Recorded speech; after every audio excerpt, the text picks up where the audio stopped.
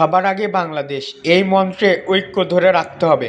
সালেহউদ্দিন। বিএনপির স্থায়ী কমিটির সদস্য ও সাবেক প্রতিমন্ত্রী সালেহউদ্দিন আহমেদ বলেছেন, যেকোনো মূল্যে ফ্যাসিবাদীদের সব মানুষের ঐক্য ইস্পাত কঠিন করে তুলে সেটাকে ধরে রাখতে হবে। আমাদের সবাইকে মনে রাখতে হবে সবার আগে বাংলাদেশ, এই মন্ত্রে সামনে রেখে একটি শক্তিশালী গণতান্ত্রিক আইনের শাসনের বৈষম্যহীন বাংলাদেশ প্রতিষ্ঠা করতে হবে। আমাদের মনে রাখতে হবে ঐক্যবদ্ধ আত্মমর্যাদাশীল জাতিকে কেউ কখনো পদোন্নত করতে পারে না। গতকাল বিএনপির চেয়ারপারসনের গুলশান কার্যালয়ে একান্ত সাক্ষাৎকারে তিনি এসব কথা বলেন। সাক্ষাৎকারে আকারটি দেওয়া হলো, বর্তমান পরিস্থিতি প্রেক্ষাপটে দেশবাসী ও অন্তর্বর্তী সরকারের প্রতি আপনার আহ্বান কি? দেশবাসীর প্রতি আমার আহ্বান হচ্ছে 5ই আগস্টের পরবর্তী সময়ে গণমানুষের একটি শক্তিশালী গণতান্ত্রিক আইনের শাসনের বৈষম্যহীন বাংলাদেশ সৃজনের যে তীব্র আকাঙ্ক্ষা সৃষ্টি হয়েছে, সেই আকাঙ্ক্ষা তুলে ধরার ফ্যাসিবাদী বিরোধীদের ঐক্য ধরে রাখা বাংলাদেশের ভবিষ্যৎ গণতান্ত্রিক যাত্রায় আমরা যে কোনো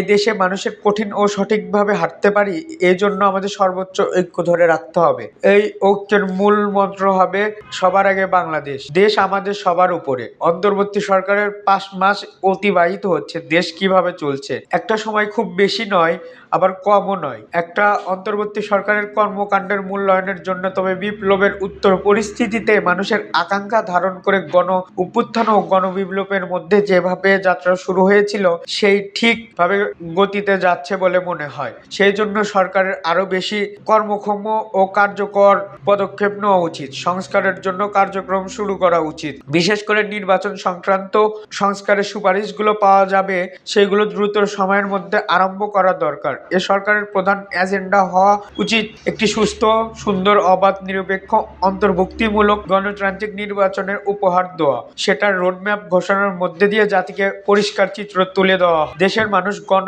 আন্দোলনের মধ্যে একটি ফ্যাসিস্ট সরকারের কবল থেকে মুক্তি চায়নি, তারা শান্তি প্রত্যাশা করেছিল।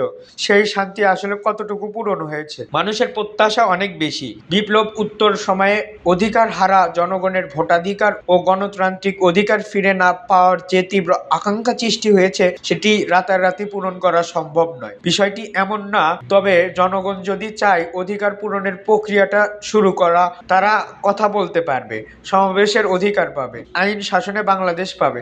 তাদের এই প্রত্যাশা সংগত এবং আমার বলে মনে হয় এই প্রক্রিয়াগুলো শুরু হয়েছে। গতিটা হয়তো সেভাবে পাইনি, আমরা আশা করছি জনগণ সেই সব প্রত্যাশা অবশ্যই একদিন পূরণ হবে। এতক্ষণ আমাদের সাথে থাকার জন্য ধন্যবাদ। পরবর্তী আপডেট পেতে আমাদের চ্যানেলটি সাবস্ক্রাইব করে পাশে থাকা বেল আইকনটি বাজিয়ে রাখুন।